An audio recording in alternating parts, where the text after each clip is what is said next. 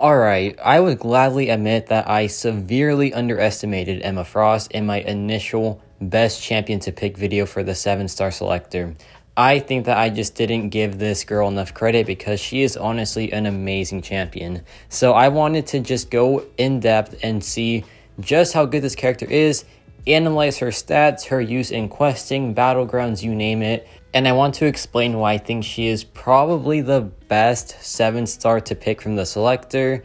And yeah, let's just get started. So first, her stats. A rank 1 Emma Frost has about 48,000 health and 4,000 attack. And a rank 2 one has about 60,000 health and over 5,000 attack. So that is a pretty massive amount of attack. The health is a bit on the lower side, but then again, a rank 2 health pool is still pretty dang good. And on Battlegrounds defense, the rank 1 will have about 193,000 health, and the rank 2 will have about 240,000 health, which for an Emma Frost is pretty dang solid because Emma Frost has access to the diamond form. And speaking of the diamond form, let's check that out. So her diamond form is just crazy. It gives her immunity to stun, bleed, poison, incinerate, shock, frostbite, cold snap, fatigue, and concussion.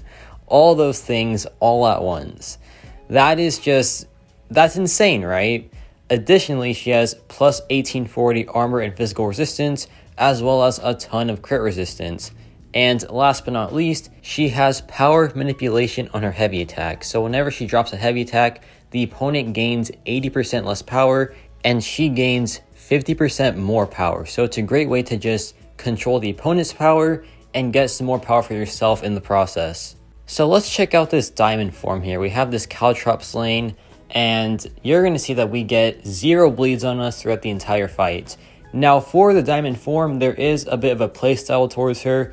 You want to just make sure that the opponent always has more power than you. So you can just hit them, because when you hit the opponent, they always gain more power than you do when striking them. So just hit them, don't take any hits, try not to block too often, but you can still block to gain prowess. And if you follow these things, then you will always have pretty much less power than them.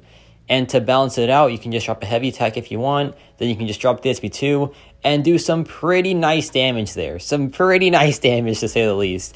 And yeah, Emma Frost is just a great champion for these like bleed lanes, for the shock, incinerate, cold snap, any DOT that isn't rupture pretty much, or degeneration she can take. You do lose out on some damage though, because the max prowess in diamond form is 5 and in telepath form it is 10. So you lose out on 5 prowess, but the utility just makes up for it 1000%.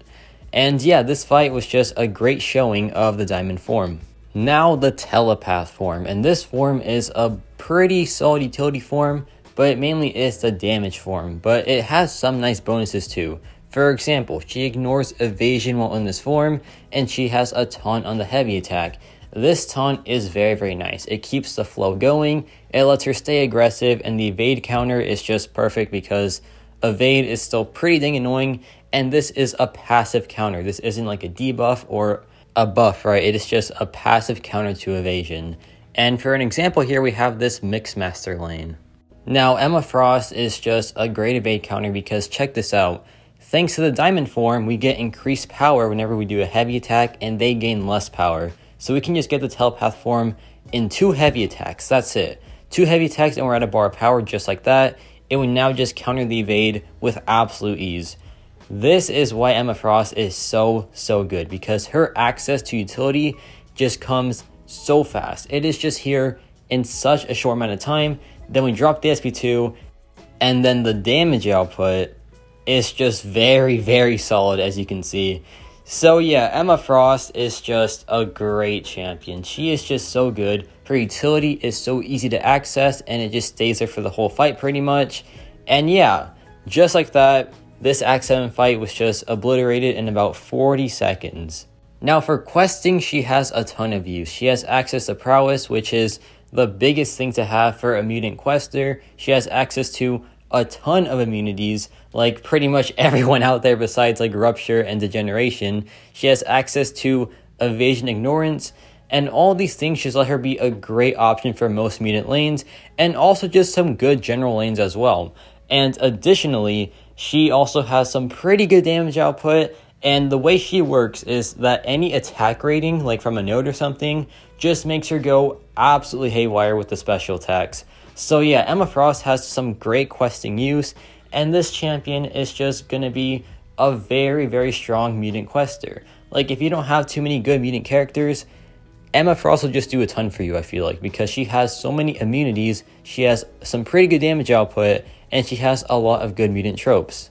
Now let's see this fight in Act 8. This is the down and out mutant mastery. It's just a lot of stuff. It also has Ebb and Flow knockdown, which is the current Battlegrounds meta, which is super annoying to deal with because I just cannot stand it. But that probably is just me. Quick note here, the Gladiator Circuit meta right now has this node where whenever you knock them down, they get an evasion charge. But Emma Frost in the Telepath form counters evade completely, right? So that is just a very sweet time. And check this out. I go in, I drop a heavy attack, and this just keeps the flow going. He drops a special attack immediately, and we can just keep our prowess that way. And then I drop the SP2, and the damage output is pretty dang good, to say the least. That is a very, very nice SP2. And the best part is, once you drop the SP2, it is very easy to get it back. Like, there's pretty much no ramp up besides the 10 prowess, but even that is just really easy to get as well. So there is just pretty much no ramp up, and it is just a very simple time, and she just has fast access to damage output. But yeah, here we drop the heavy attack again, we go in with the SP2, and the damage output is going to be even higher this time around, because check this out. Very nice damage there. Like, that was over 200,000 damage. It is just, it's so good. It is just so good.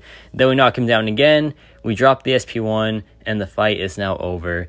And that is some pretty good questing use, in my opinion. And last but not least, Battlegrounds. Now, this champion just has easy and fast access to damage output. There is pretty much very little ramp up. You just get 10 prowess, drop the SP2, and it usually is game over. But if not, you just get another SP2. There is just very little ramp up. There is very little, like, impracticality, I feel like. She just has some pretty solid damage output and just some very strong ease of use, right?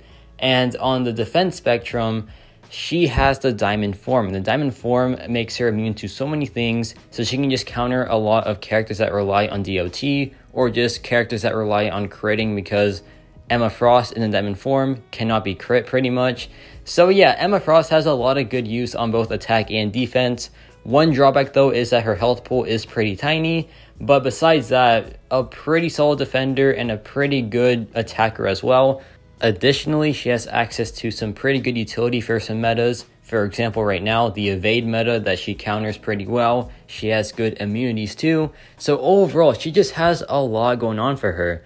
And I feel like this character is just still very, very solid. And I feel like she is worth picking if you don't have too many good mutant characters. But even if you do, she still is just a great pick overall. Like, Emma Frost is still a fantastic champion.